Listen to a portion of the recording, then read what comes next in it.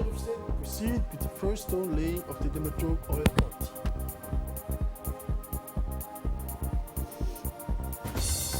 Two African personalities in the race for the presidency of the WTO.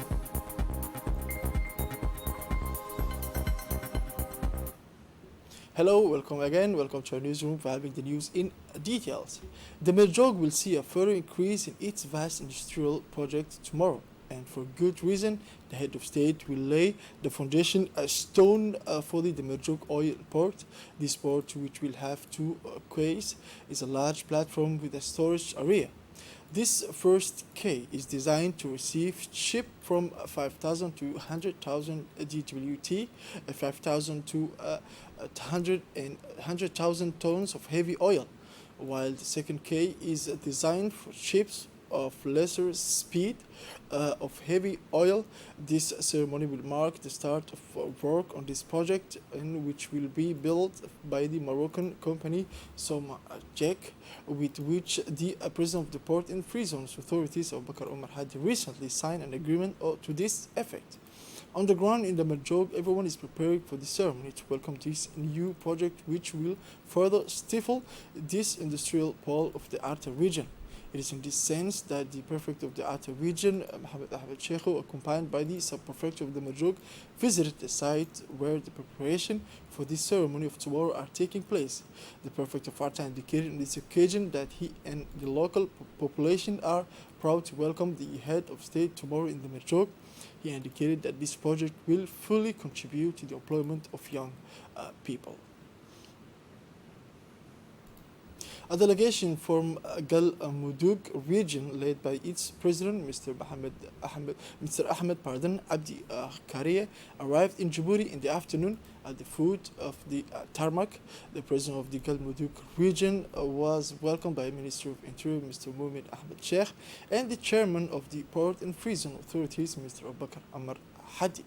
In the VIP lounge at the airport, the president of the Gal Mudug region met with the president of the Interior, Mr. Mumin Ahmed Sheikh, to discuss the highlight of the visit. The president was escorted by Security Minister Ahmed Maalib Fiqi, Interior Minister Abdi Jama' Wayel, Transport Minister Abdurazak and Kamal Gutali and Ahmed Abdel Salam, who are senior advisors.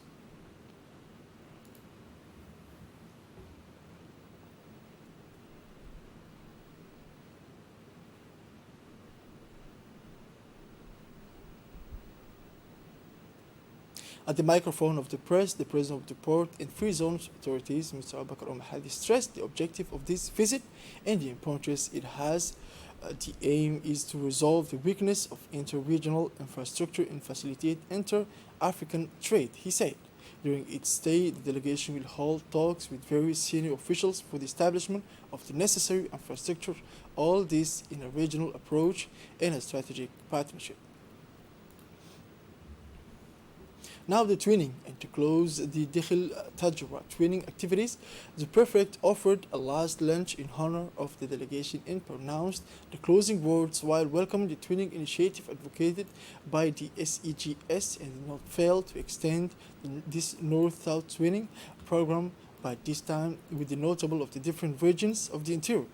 Finally, he thanks the initiator of this noble program, in this case, the State Secretary for Youth and Sport, His Excellency Mr. Hassan Mohammed Kamil, as well as the SCGS officials, the regional council, and all the young people of the two regions.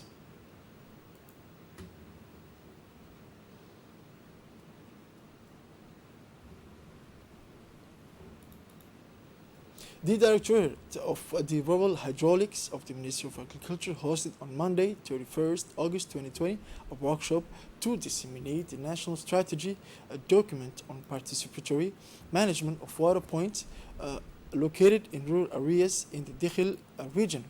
The workshop took place in the conference room of the Regional Council.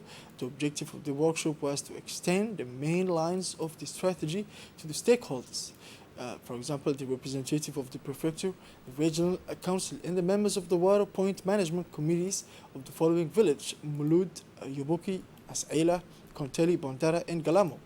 The president of the regional council and the prefecture participated in the opening of the workshop and fruitful exchanges and discussions took place during the workshop, which was closed at 1 p.m. As part of the preparation now of school preparation ceremony to officially launch a campaign of spraying and sterilization in public areas and private institutions, including schools, was held at the CMH of Dikhil Center yesterday morning.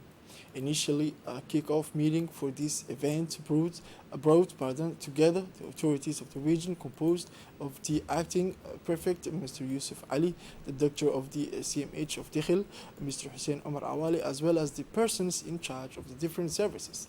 The meeting, under the leadership of the acting prefect of the region, organized by the doctor of the CMH of Dikhil under the aegis of the Ministry of Health. The objective was to conduct an awareness campaign, spraying in school to sterilize and disinfect to ensure the return because of the COVID-19 pandemic. In addition, it was said that school and institution in the different localities of the region will be sprayed and turned according to the planning.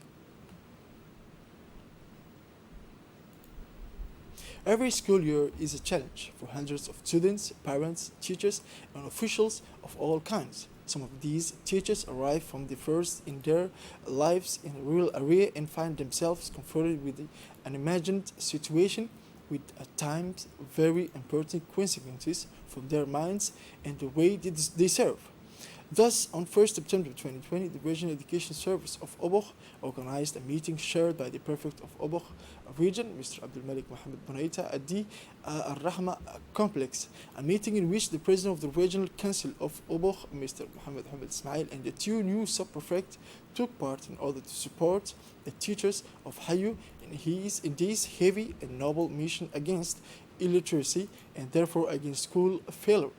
The main actors of national education, including teachers as well as civil society, participated in this meeting alongside the regional authorities. While wishing the teachers a good start to the new school year, the inspector, head of the Regional Education Service, the president of the Regional Council, and the prefect assured them of their support and encouraged them to work for the success of the pupils in their charge. In turn, school heads, some local representatives and members of the Regional Education Committee exchanged views on the obstacles encountered in the various levels of the education and explored ways and means of remedying them. The two regional leaders, aware of the difficulties, promised to take the necessary steps to address the concern of school heads in the best possible way. Now, within the framework of the social assistance program aimed at improving the living condition of the vulnerable groups of the population, the regional office of the NGO Al-Rahma International in Djibouti distributed this morning about 200 food baskets to poor families in the locality of Ali Aoun in the Arta region. This event was implemented in close collaboration with the Ministry of Social Affairs and Solidarity and took place in the presence of senior staff from the regional office of the NGO Al-Rahma International in Djibouti, including the regional director Mr. Abdul Ghani Al-Quraishi, as well as the sub-prefecture Mr. Abdis Shahid Noor Yusuf, and the technical advisor to the Ministry of Social Affairs and Solidarity Mr. Mohammed Bile Ali. It is expected that the implementation of this charity project will continue in the coming weeks to cover all regions of the interior and the country. The director of the project, Mr. Elmi Yusuf Tahir, said that this generous donation from the NGO Al-Rahama accompanies the effort of the government represented by the Ministry of Social Affairs and Solidarity to fight against poverty in light of the health crisis the world is experiencing due to the coronavirus epidemic. For this part, the sub-prefect of the region, Mr. Abdi Shahid Noor Yusuf, expressed his satisfaction and pleasure to participate in the ceremony of distribution of food chains for the benefit of the most needy people of the district, thanking and appreciating the world mercy for this humanitarian initiative that will strengthen social solidarity in the country. Now we regret to announce the death of Fatima Dini Abdul Qadir following a long illness yesterday at 3 a.m. in the Pelchi Hospital. Born in 1940 in Tajura, the deceased had 3 brothers and 4 sisters, including Ali Dini and Abdul Qadir Din. The late Mako Ahmed Bori, born in 1931 in Holhol, was known for her great wisdom and kindness. She leaves behind a son and 3 grandchildren. They all pray to the good Lord to welcome him in his eternal paradise. Inna Allah wa inna ilayhi raji'un.